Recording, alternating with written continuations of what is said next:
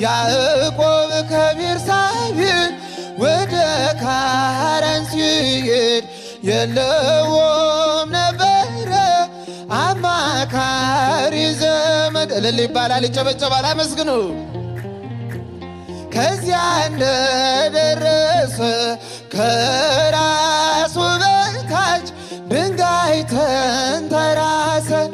ሕልምንም አለመ ታላቁን ራእይ መሰላል ተተክሎ ከምድር እስከ ሰማይ ሲወጡ ሲወርዱ መላእክት በእርሷ ላይ እግዚአብሔርም ቆሞ ከላይ ከጫፏ ላይ ያዕቆብ ከቤርሳቤህ ወደ ካራን ሲሄድ እልል እልል እልል እያላችሁ